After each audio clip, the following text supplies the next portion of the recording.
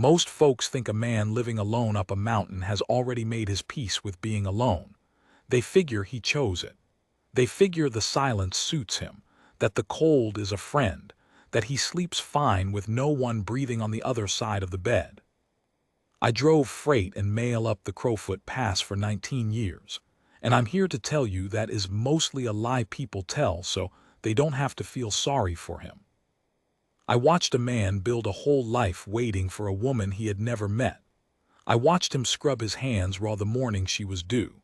And I watched what happened in the 3 seconds after she climbed down off my wagon and he saw, for the first time, that she did not look anything like the picture he'd been sleeping with under his pillow. I have thought about those 3 seconds more than I have thought about almost anything else in my life.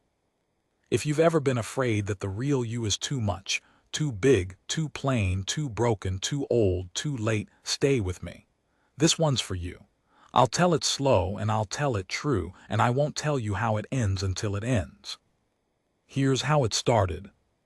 The wagon wheel hit a rut the size of a washtub about a mile below his place, and I heard her gasp behind me. Not a scream, just a small sharp pull of air, the kind a person makes when they're trying very hard not to be any trouble. "Sorry, ma'am," I said. "Road don't get better, it gets worse and then it gets to Caleb's." She laughed. It surprised me, that laugh. It came up out of her like water out of a pump that's finally caught, and it was a big laugh, a real one, and then she clapped a gloved hand over her mouth like she'd done something improper. "I'm sorry," she said. "I laugh when I'm nervous. My mother used to say I'd laugh at my own funeral." "Nothing wrong with that," I told her. "Most folks cry at funerals and it don't help the dead one bit." "I'm Eli, by the way. Eli Cruz. I'm the one telling you this, so I figure you ought to have a name to hang it on. I drove the Crowfoot route, mail, dry goods, the occasional drummer selling tonics, and now and again a person. People were the worst cargo. People talked and people had hopes, and hopes were heavier than anything in a crate. I keep a tally book. Always have. Little leather thing my wife gave me before she passed, and I write down what I haul and what I'm owed, and sometimes, when the road is long and quiet, I write down things that aren't owed to anybody. I had already written one line about this passenger before we'd gone 3 miles. Bride for Hartwell, kinder than she's been told to expect, I think. I don't know why I wrote that. Something about how she'd thank me twice for helping her up. Something about how she kept her carpetbag on her lap the whole way instead of letting me stow it, like she didn't want to assume she'd be staying. Her name was Margaret Doss. She told me to call her Maggie and then immediately apologized for being forward, and I told her I'd been called worse than forward by better than her, and that loosened her up some. She was a big woman. I'll say it plain because she'd have wanted it said plain. She had no patience for people tiptoeing, I learned that fast. She was broad through the shoulders and full in the body, tall too, and she carried herself the way a person does when they've spent their whole life being looked at and deciding not to flinch. Her face was kind, round and open, with brown eyes that took everything in. Pretty, I thought, though I had the sense nobody'd told her that in a long while, if ever. About halfway up she got quiet, and then she said, not really to me, "He sent a photograph of himself. He's very handsome." "Caleb, he's all right," I said. "Got a beard you could lose a dog in." She smiled at that, but it didn't reach her eyes. She was working something over. "I sent one back," she said. "A photograph of me." She paused. "It was an old one from before." "Before what?" She looked out at the trees. Lodgepole pine mostly, thick as fur on the mountain's back, and the light coming down through them in long gold bars. "Before life got hold of me," she said. "I was thinner then, younger. My sister said, she said the picture would get my foot in the door. That once he got to know my letters, my heart, the rest wouldn't matter." I didn't say anything. The mules knew the road better than I did, and I let them have it. "You think that's true, Mr. Cruz?" she asked. "That the rest doesn't matter?" Now here's a thing about being an old man who hauls freight. People ask you questions they wouldn't ask a doctor or a preacher, because you're nobody. You're just the road between where they were and where they're going. They figure your answer can't cost them anything. But it costs me something, sometimes, to answer honest. I think, I said slow, that it matters for about 3 seconds, and then a man finds out what kind of man he is. She turned that over, and if he's not the right kind, then better you find out on day 1, I said, than on year 10. She nodded, but her hands had gone tight on that carpet bag, the gloves stretched white over her knuckles, and I knew she wasn't comforted. I wasn't sure I'd meant to comfort her. I'd meant to tell her the truth, and the truth and comfort don't always ride the same wagon. Let me tell you about Caleb Hartwell, so you understand what was waiting at the top of that road. I've been hauling to his place for 11 years. He came up the mountain after the war, not the big one you're thinking of, an earlier hurt, a private one. His people were gone. A fire, the way I heard it, though Caleb never said and I never asked. He bought 40 acres of rock and timber that nobody else wanted, and he made it into something with nothing but his 2 hands and a stubbornness that bordered on a sickness. He built the cabin himself, felled the logs, notched them, raised them alone with a block and tackle and language I won't repeat. First winter he nearly died. I found him in February half froze out of meat, too proud to come down and say so. I left him half my jerky and a sack of beans, and he paid me back in the spring with a wood carving of a running horse so fine I keep it on my mantle to this day. That was Caleb. He'd let his own body fail before he'd let his pride bend, but he'd carve you a horse out of pure gratitude and never mention it again. He was a handsome man, I'll give Maggie that. Tall, dark, the beard like she'd seen. But what the photograph couldn't show you was how quiet he'd gotten over the years. Quiet the way a house gets quiet when nobody's lived in it for a while. He talked to his animals more than he talked to people. He'd built a whole life and forgotten to put anybody in it, and somewhere around the 10th year that started to eat at him in a way the cold never had. I knew about the advertisement because I carried the letters. That's a thing nobody tells you about the mail business. You become a witness to people's secret hearts whether you want to or not. I carried his first inquiry to the matrimonial agency in St. Louis. I carried back the catalog. I carried the letters between him and Maggie for the better part of a year. I never read them. I want that understood. But I held them, and I'll tell you, you can feel the weight of a letter that matters. Hers were thick, pages and pages. His came back thinner, but I noticed they came back fast. He'd answer within a day of receiving, which for a man who'd think 3 days about whether to fix a fence was something close to a miracle. The last letter before this trip, the one that set the date, he'd handed me with his hands not quite steady. And he'd said, Caleb, who didn't say things, Illy, you think a man can deserve a second chance at a life if he never had a first one? I'd said I didn't know about deserve. I said I knew plenty of men got things they didn't deserve, and that he might as well be one of them. He'd laughed, then he'd gone red and said, she's coming in 3 weeks, tell me if I'm a fool. You're a fool, I said, but it's the good kind. I didn't know then about the photograph. Neither of them did the other. The last stretch up to Caleb's place is the steepest, and the mules dropped their heads and dug in, and Maggie went silent as a stone. We came up out of the trees, and there it was, the cabin sitting in its little clearing with the mountain behind it gone purple in the late light, smoke standing straight up from the chimney because the air was that still. And I'll be honest with you, he'd done things to that cabin I'd never seen. There were flowers. He'd planted flowers. I didn't even know Caleb knew what a flower was, in a box under the front window, and the window itself had glass in it, real glass, which meant he'd hauled it up the mountain on his own back because no wagon was making that last quarter mile. There was a bench by the door that hadn't been there last month, sanded smooth, 2 seats, like he'd built a place for 2 people to sit even though he'd never had a second person to sit in it. The whole place looked scrubbed, looked like a man had taken everything he was ashamed of and hidden it, and everything he was proud of and shined it.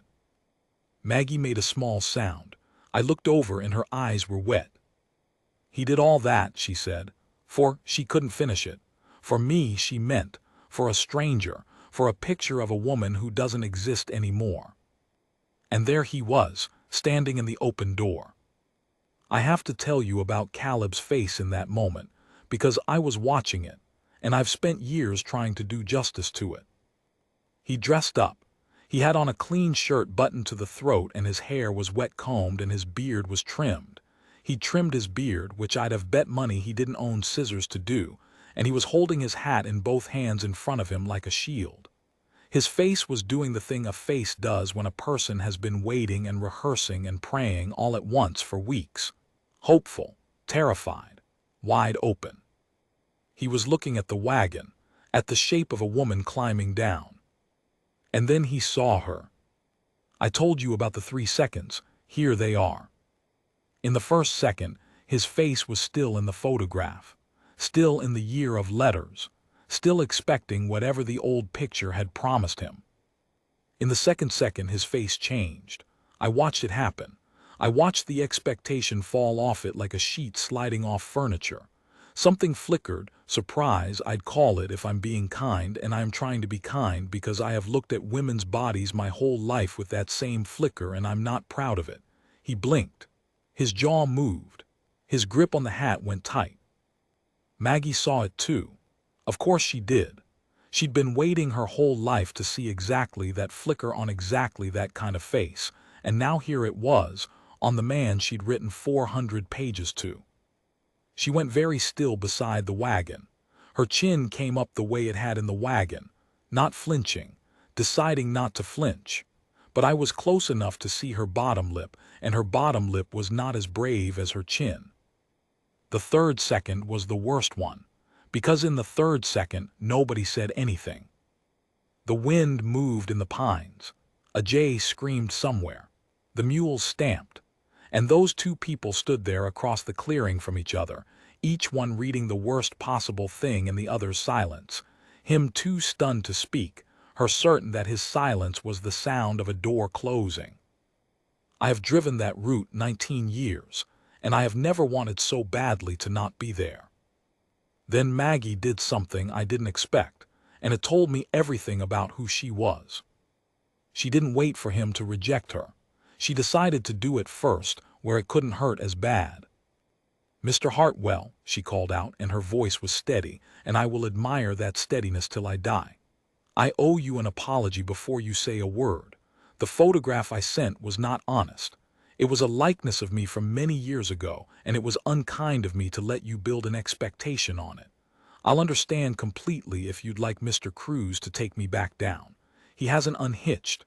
There's no harm done that can't be undone today." She'd practiced that too. You could hear it. She'd practiced the speech the way he'd rehearsed his hopeful face, and they'd both come up the mountain armed against the same wound. Caleb didn't move. "I have my fare back," she went on, and now the steadiness was costing her. You could hear it fraying. "I won't be a burden. I wanted to see it, the place. I wanted to see what you built. It's the most beautiful thing anyone ever," her voice caught. She pressed on through it. "Anyone ever did that I was even a small part of the reason for. So thank you for that, and I'll trouble you no further." She turned to climb back up onto the wagon. And Caleb Hartwell, who I had never in 11 years heard raise his voice, said one word loud enough to stop a jay mid-scream. "Wait." He came across that clearing fast, and then about halfway he slowed down, like he'd realized fast might frighten her, and the slowing down was somehow more tender than the rushing would have been. He stopped a few feet off. He still had the hat in both hands. Up close I could see he was breathing hard, and not from the walking. He started and stopped. The man could build a cabin alone, but he could not, for the life of him, find a sentence. He looked at me, desperate, like I might have one on me he could borrow. I did not. This was his to say or not say. He turned back to her. He swallowed. "You wrote me," he said, "that you were afraid of the dark when you were small, and that your father used to leave a candle in the window of your room, even though candles cost money you didn't have, because he couldn't stand the thought of you afraid. You wrote me that. In the third letter. I read it more times than I can count." Maggie had gone still again, a different kind of still.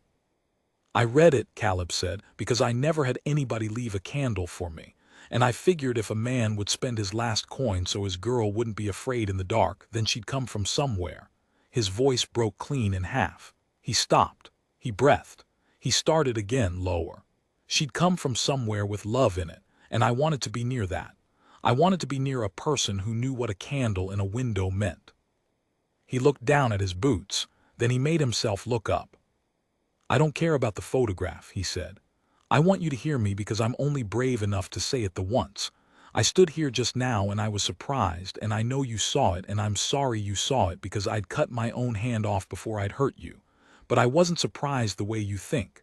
I was surprised because—" he gestured at her, helpless, the whole of her standing there in the gold light. "Because you're real. You're a real person standing in my yard, and you came all this way and you're here. And I have been so alone, ma'am. I have been so alone for so long that a real person standing in my yard is more than I." He couldn't finish it. He put the hat back on his head, took it off again, didn't know what to do with his hands or his face or any part of himself. "I built you a bench," he said, finally, stupidly pointing at it. "I didn't know if I built 2 seats, in case you wanted to sit with me some evening if you stayed." It was the worst speech I ever heard a man give. It was the best speech I ever heard a man give, both at once. Maggie Doss stood at the wheel of my wagon with her carpetbag still clutched in front of her like a shield of her own, and I watched the chin and the lip have it out one more time. And the lip won. She cried, not pretty crying, the real kind, the kind that bends you, and she put her gloved hand over her mouth the way she'd done when she laughed, and Caleb took one step and then didn't know if he was allowed to take another, and stood there frozen with his arms half out. This big, quiet mountain of a man undone by a weeping stranger in his own front yard. "I'm sorry," Maggie got out. "I told you I'm sorry. I cry and I laugh at the wrong." She wiped at her face. "Nobody ever read my letters more than once before." "I read all of them more than once," Caleb said. "Nobody ever built me a bench." "It's not finished," he said idiotically.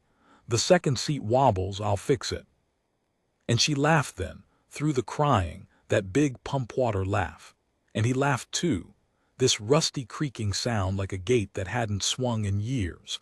And I sat up there on my wagon and found my own eyes had gone and betrayed me. And I had to make a great show of checking the mule's harness so the 2 of them could fall apart in private. But I want to be honest with you, because I promised you true. It was not finished. That moment in the clearing was not the end of anything. It was barely the start. Because here is what I knew, sitting up on that wagon, that those 2 glad fools crying in the dirt didn't know yet. A flicker of surprise heals over in 3 seconds. A whole life of being looked at the wrong way does not. Maggie had built a fortress around her own heart out of every flinch she'd ever seen on every face, and one good speech in a pretty clearing was not going to bring those walls down. She would test him. She wouldn't mean to, but she would. She'd wait for the day the loneliness wore off and the surprise came back. She'd been waiting for it her whole life, and a body doesn't stop waiting just because it gets one good day. And Caleb had been alone so long he'd forgotten that loving a person is not the same as wanting one. Wanting one is easy. He'd wanted one for years. The way you want a fire when you're cold. But the woman climbing down off my wagon was not a fire. She was a person, with moods and fears and a body that ached on the long road and a grief in her I hadn't gotten the bottom of yet. He was about to learn the difference, and the learning of it is hard, and some men can't do it. I didn't know yet if Caleb was the kind of man who could. I'd told Maggie, down on the road, that a man finds out what kind of man he is in the 3 seconds after the surprise. That wasn't quite the truth. I'd shaded it because she was scared and I wanted to give her something to hold. The actual truth, the one I wrote in my tally book that night by the fire before I drove back down, is that a man finds out what kind of man he is not in 3 seconds, but in 3,000 ordinary days. In the bench that wobbles and whether he fixes it. In the morning she's sick or sad or sharp with him and whether he stays soft. In the winter, and Lord, the winter was coming, when the snow shuts that cabin like a fist and there's nowhere to go and nobody to be but who you really are. I helped her down the rest of the way, carried her carpet bag, which she finally let me, to the door. Caleb couldn't take his eyes off her and she couldn't quite look at him, and they were both grinning like simpletons. At the door she turned and took my hand in both of hers. "Thank you, Mr. Cruz," she said, "for the kindness on the road." "Wasn't kindness," I said, "just the truth, cheaper than kindness and lasts longer." She smiled, but I held on to her hand a second past polite, because I'm an old man and I'd seen some things, and I wanted to say one more. "Maggie," I said quiet so he wouldn't hear, "he's a good man, best I know, but good men get scared same as anybody. There'll come a day this winter you're sure he's sorry you came." I looked her in the eye. "Don't you climb on the first wagon down, you hear me? You make him say it to your face. Make him choose you on a bad day, not just a good one. Anybody'll choose you on a good one." The brave chin came up, but her eyes told me she'd heard it, and that she'd already known it, and that she was more afraid of that future bad day than she'd been of anything on the whole road up. "And if he can't," she said, "choose me on the bad day." I didn't have a kind answer, so I gave her the true one, which is the only thing I've ever really had to give anybody. "Then I'll come back up this mountain myself," I said, "and drive you anywhere you want to go and not charge you a cent." She squeezed my hand. Caleb called her name from inside the cabin, shy, hopeful, that rusty-gate voice, asking if she was hungry, telling her he'd made too much stew, that he always made too much, that he'd been making too much for one man for 11 years and didn't know how to make less. She let go of my hand and turned toward the door and the warm light spilling out of it. I climbed back up on my wagon. The mules were glad to be turning downhill. The light was going fast now, the way it does on a mountain all at once, like a lamp turned down. I looked back once.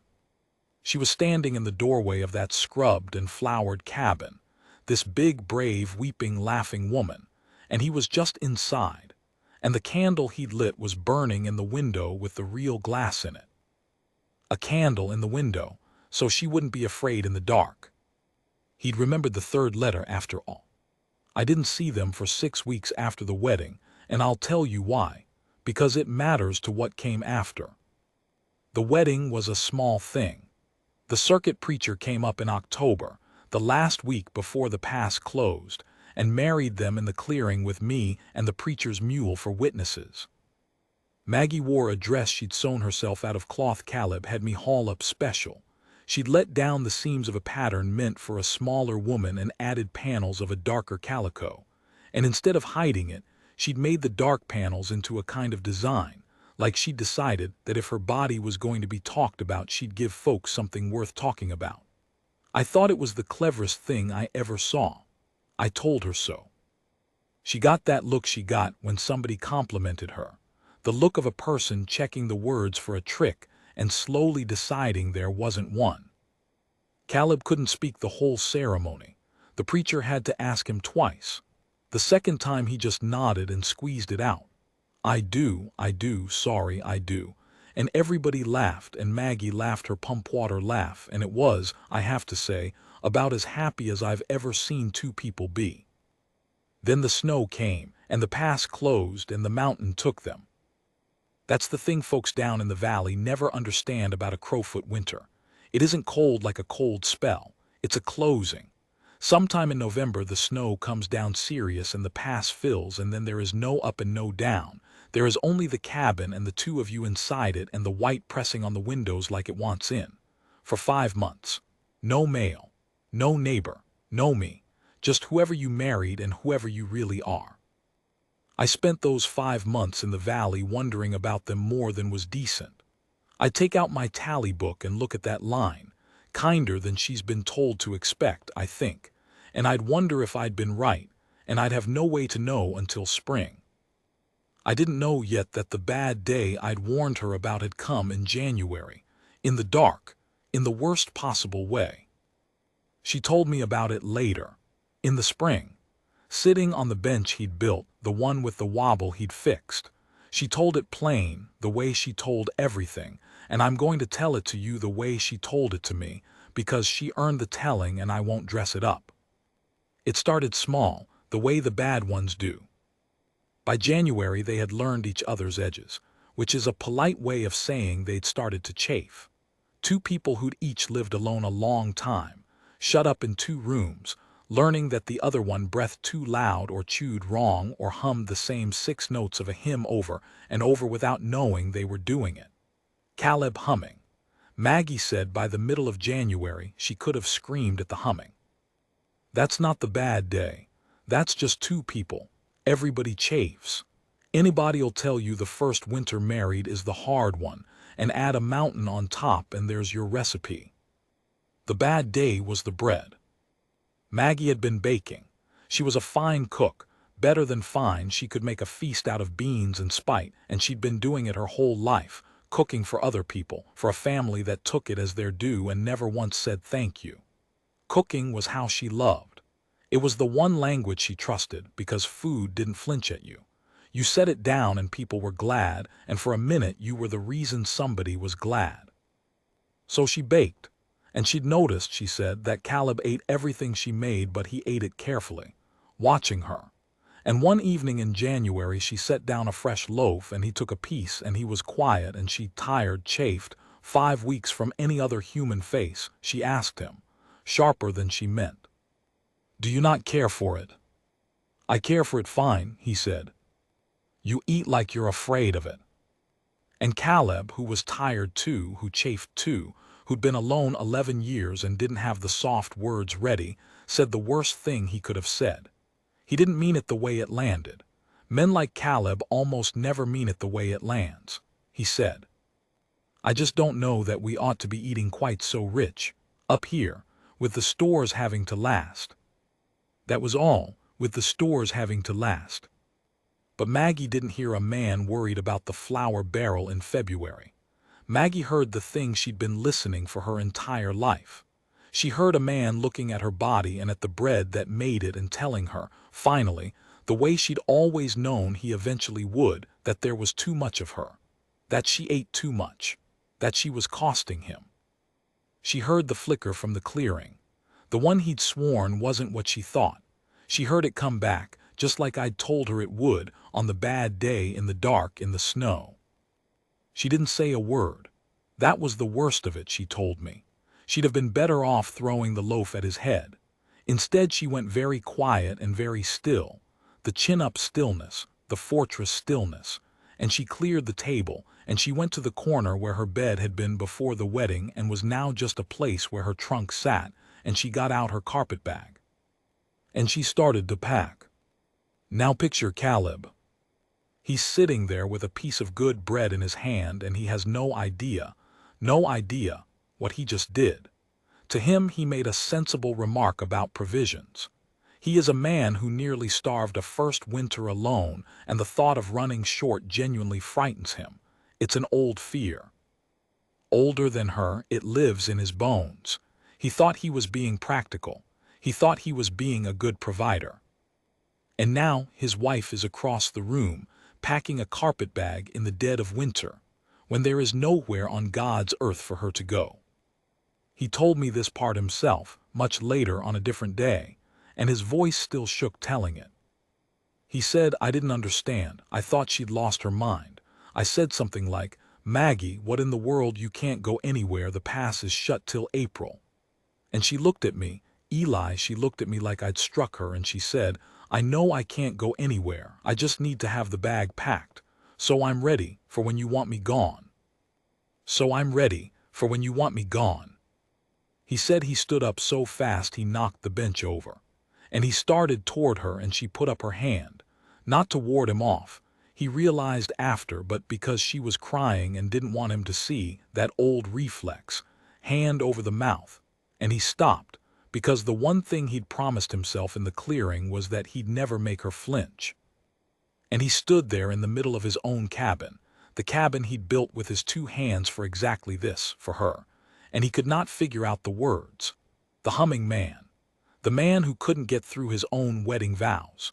The words wouldn't come, and meanwhile the only person he'd let near his heart in 11 years was folding her clothes into a bag so she'd be ready for him to throw her away.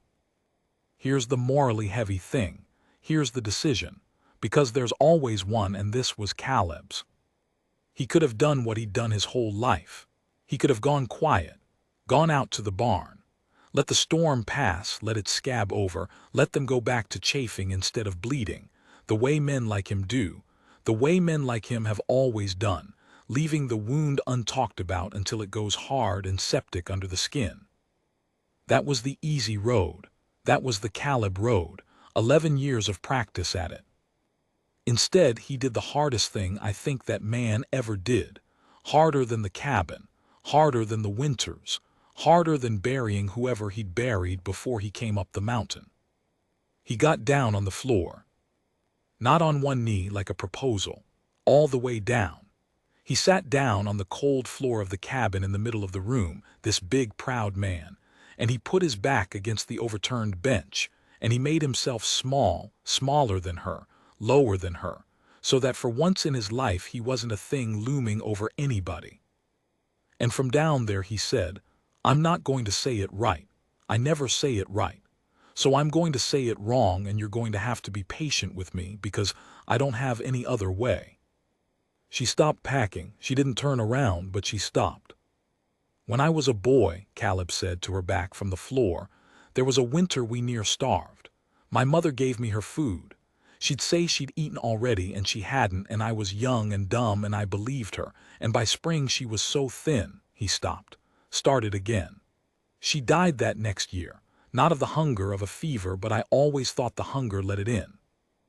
And I have been afraid of running short of food my whole life, Maggie. It's not a sensible fear, it's a child's fear. It's the stupidest thing about me, and it's the deepest. When I said that about the bread, I wasn't talking about you. I swear before God I wasn't even thinking about you. I was thinking about my mother getting thin. I'd cut my tongue out before I'd. And here she told me, here is where it turned, because he said, you think there's too much of you. I've known you thought that since the clearing, and I have spent every day since trying to figure how to tell you that I have spent 11 years in a cabin with too much room, too much quiet, too much of everything that isn't a person. And then you came, and there was finally enough of somebody to fill it, and I didn't know what to do with my luck. I ate careful because I was watching you, woman. I was watching you cook because I'd never had anybody cook for me out of caring, and I didn't know it could feel like that, and I didn't want to do it wrong and make you stop. He was crying by then.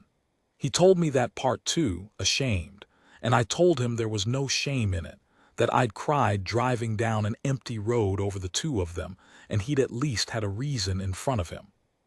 I don't want you ready to go, he said from the floor to her back. I want you ruining me with bread till we're both old. I want the stores to run short because of you. That'd be the best thing that ever happened to that flour barrel. I built 2 seats on the bench, Maggie. I've been alone in this place 11 years, and I built 2 seats before I'd even met you. What does a man do that for? Tell me what a man does that for if he's planning to ever want one of them empty again. She turned around. She told me she turned around and saw him down there on the floor, made small on purpose. This mountain of a man who'd never in his life made himself small for anybody. And she understood that he'd done it for her, that he'd figured out without being told that her whole life had been spent under people looking down, and that he'd gotten down on the cold floor so she wouldn't have to be looked down on in her own home, not even by the man who loved her. She didn't say anything. She crossed the room and she got down on the floor with him, which for a big woman with bad knees in a cold cabin was no small thing, and she didn't say anything for a long while, and neither did he. Then she said, I'm going to keep the bag packed. He started to protest, and she put her hand on his chest. I'm going to keep it packed, she said, not because I think you'll want me gone, I believe you. I do. I'm going to keep it packed because I have spent 41 years getting ready to be left, and I can't unlearn that in one winter, and you married a woman who's going to need to know the bag is there even when she's happy. That's part of me. That's part of what you got too much of." She looked at him. "Can you live with a wife who keeps a bag packed she's never going to use?"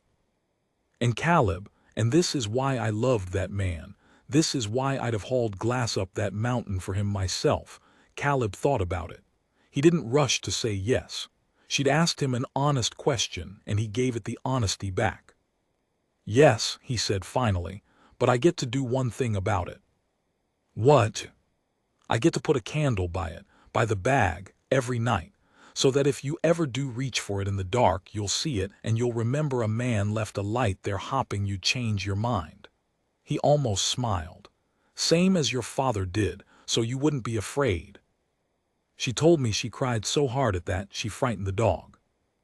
They sat on the cold floor until the fire burned down, and then he picked up the bench, and they went to bed, and in the morning she baked bread again, more of it, richer, on purpose, daring him, and he ate 3 pieces and groaned and said the flour barrel was doomed, and they both laughed until they couldn't breathe. And every night after that, all the rest of that winter and a good many winters after, there was a candle burning next to a packed carpet bag in the corner of that cabin, and she never once reached for the bag, and he never once let the candle go out. Now I want to tell you the part she didn't tell me, the part I figured out myself, sitting on that bench in the spring listening to her, the part that I think is the truest thing in this whole story. She kept the bag packed her whole life. I know because I was up there many times over the years and I saw it in the corner, the same carpet bag and the candle stub beside it, replaced when it burned down, always lit. But here's the thing. It wasn't her bag anymore after a while. I noticed it one spring, maybe their 4th or 5th year. The bag had gotten fuller, lumpier, and I asked her about it, teasing, said she must be planning a long trip, and she went a little pink and opened it and showed me. It wasn't her clothes in it. It was his, Caleb's shirt, his good knife, a wood carving he'd made, a running horse like the one on my mantle, a lock of hair from their first baby, who I haven't told you about yet and who is a story for another day. The packed bag, the symbol of her readiness to be left, had over the years quietly filled up with the things she'd take if she ever had to save this life instead of flee it. She turned the leaving bag into a going toward bag without ever saying so out loud. The fortress had become a foundation. The same object, the whole meaning of it turned inside out by time and one stubborn man, and a candle that never went out. I don't think she ever noticed she'd done it. I never told her. Some things you let a person not know about themselves, because the knowing would make it self-conscious. And it was holier left alone. I wrote a line in my tally book that night. I'll give it to you the way I wrote it, because I've never said it better since. She came up the mountain with a bag packed to leave a man, and somewhere in the dark she packed it instead to save him, and never once knew she'd changed her own heart. That's the whole thing. That's all love ever is. You pack the bag to run, and one morning you find you've filled it with somebody else's shirt. But I'm getting ahead of myself, writing too soft, and I promised you true. It wasn't all candles and turned-around bags. That January was the first bad day, and the first one is never the last, and I'd be lying to you, and lying to them, if I let you think one good cry on a cold floor fixed 2 broken people for good. Because there was a worse winter coming. Not the next one. A few years on. The winter the baby came early, in the snow, with the pass shut and no doctor and no me and no up and no down. Just the 2 of them and whoever they really were, tested past anything bread could test. That's the winter Maggie reached for the bag. That's the winter the candle nearly went out. I have started this part 4 times. I keep wanting to tell it the way it ought to have gone instead of the way it went, and that's a coward's way to tell a story. So I'm going to put my pen down on the page and not lift it until it's done, and you'll have to forgive an old man if his hand shakes. It was their 4th winter. Maggie was carrying their first child, due in the spring, after the pass would open. They'd planned it careful, she and Caleb, counting the months on their fingers at the kitchen table, because they were not fools. They knew what it meant to be shut up on a mountain with no doctor. They'd done everything right. The baby was meant to come in April with the road open, with me able to fetch the midwife from the valley. The baby did not consult the calendar. She came in February, in the worst storm I ever heard tell of, the kind that comes down off the high peaks and buries fences and kills cattle standing up. 3 days of it. The pass wasn't just shut, it was gone, erased, like the mountain had decided there had never been a road at all. And Maggie's pain started in the middle of the second night. I wasn't there. I want to be honest about that. Everything I'm about to tell you I got from the two of them after, told in pieces over years, because neither of them could ever tell the whole of it at one sitting. I've put the pieces together the best I can. Where I've had to guess, I've guessed toward the truth and not toward the pretty. Caleb had birthed animals. That's all he had. He'd pulled calves and foaled mares, and he kept telling himself a body was a body. But of course it isn't. And he knew it isn't. And Maggie knew it too. And the two of them looked at each other across the firelight when her water came and didn't say the thing they were both thinking, which was that women died doing this with a doctor 3 minutes away, and the doctor was 40 miles and 1 dead road from that cabin. It went wrong from the start. The baby was turned. Maggie labored a day and a night and the baby would not come, and Caleb did everything his animal knowledge told him, and none of it was enough. And I'll spare you the particulars because they're hers and not mine to hand around. But there came a point. She told me this, the only time she ever spoke of it, and she gripped my hand so hard it bruised. There came a point on the second night where Maggie understood she was dying. She wasn't frightened, she said. That's the part that haunts me. She said she'd been getting ready to be left her whole life, and here at the end she found she just had the direction wrong. She wasn't going to be left. She was going to do the leaving, and there was a terrible peace in it. She'd loved and been loved and built a life on a mountain with a good man, more than she'd ever dared write down even in those long letters, and if it ended here, well, it was more than the girl in the old photograph ever thought she'd get. So she did a thing, the morally heavy thing, hers this time, not his. She told Caleb to save the baby. Not her, the baby. She told him that if it came to choosing, and they both knew it might, he was to choose the child. She made him swear it. She told him she'd been packing a bag to leave him for 4 years, and now she finally understood what the bag was for, and she had Caleb bring it to her.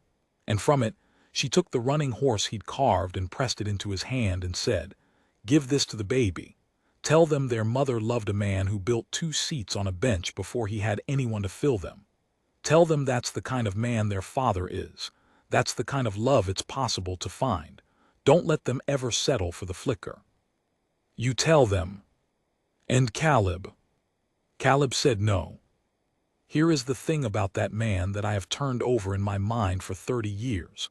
Everyone always asks me when I tell this, whether he was right to refuse her, whether a man has the right to refuse his dying wife's wish.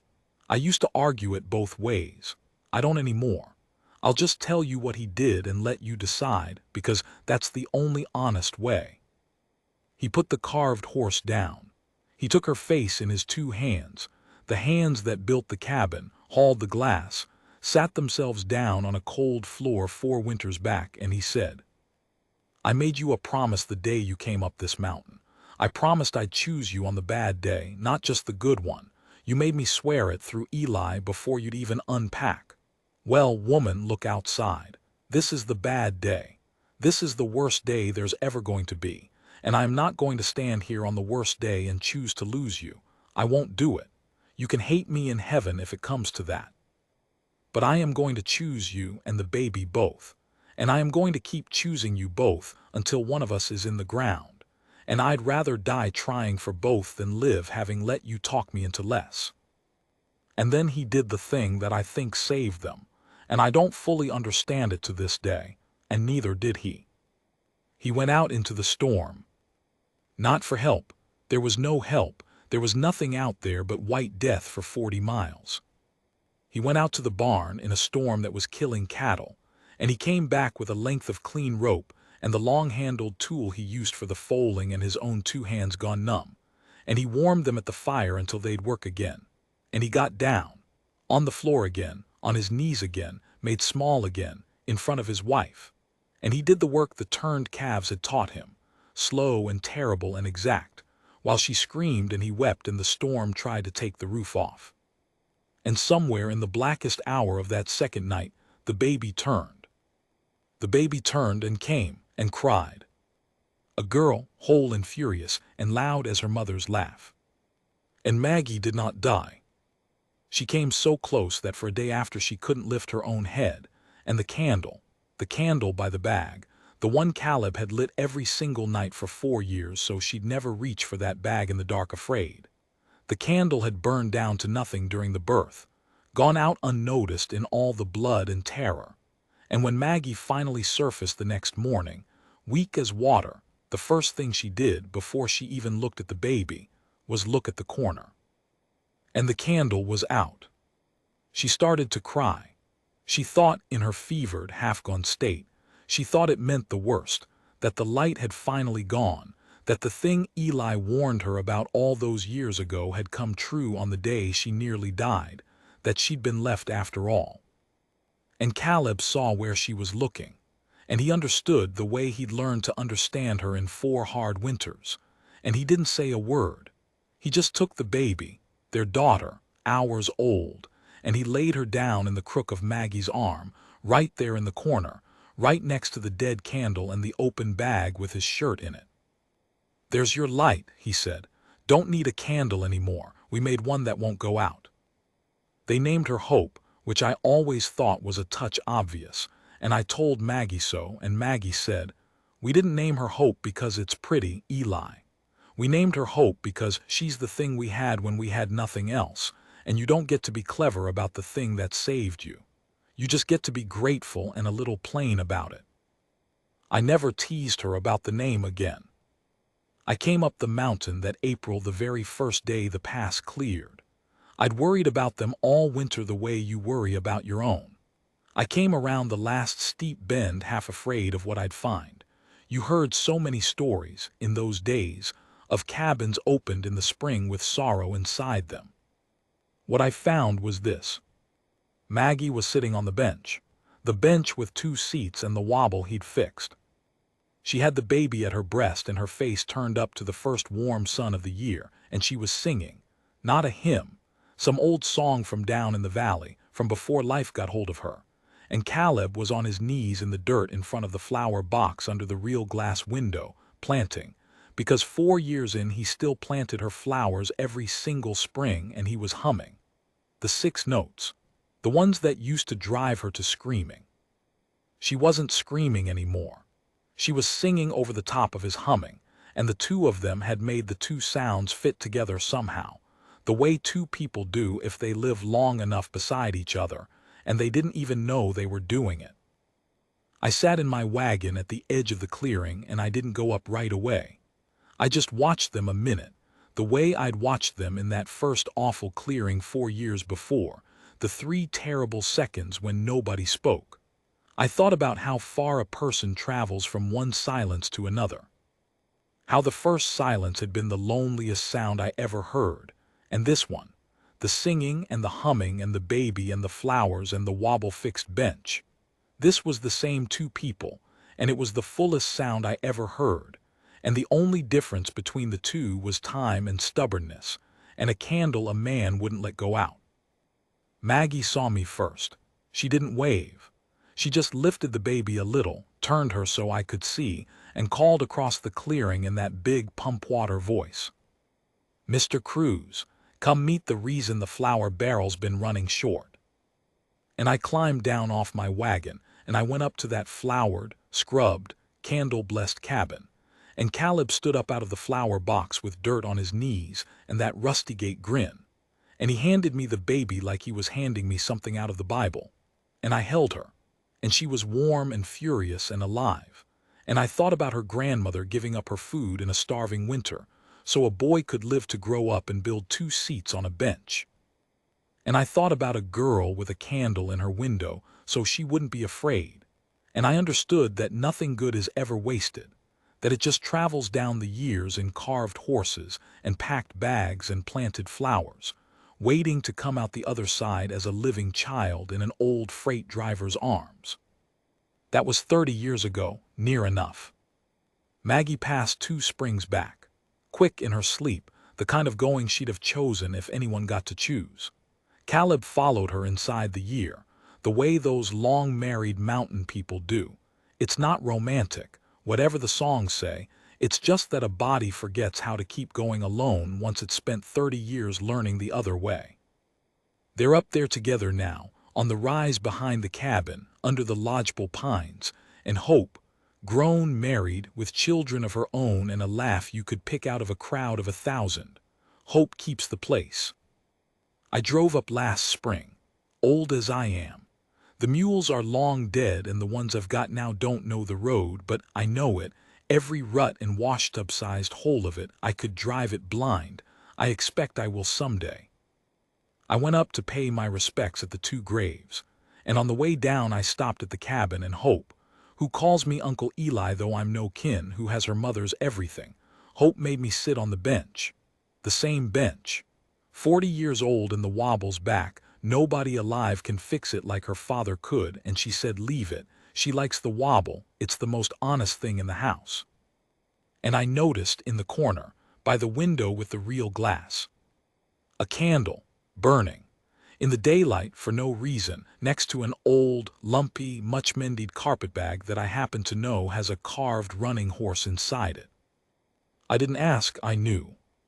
She'd kept it lit, all these years, long after both of them were gone and there was nobody left to reach for the bag in the dark and nobody left to leave a light against it. She kept it burning anyway, for them, for the man who got down on the floor, for the woman who packed the bag to leave and filled it instead with somebody else's shirt, for the 3 seconds in a clearing that could have gone the other way and didn't, because one frightened man found out, in 3,000 ordinary days, exactly what kind of man he was. I have got the running horse he carved me on my mantle still. I look at it most nights, and I think the thing I wrote in my tally book the spring after the baby came, the last line I ever wrote about the 2 of them, before I closed the book on their account because there was nothing left to owe or be owed. He was ready for love, they said, and then a larger woman than he expected came up the mountain. And the size of her was the only thing in the whole story that turned out not to matter at all. What mattered was that she was big enough to carry a bag packed for leaving for 30 years and never once reach for it. There's no scale built that weighs a thing like that.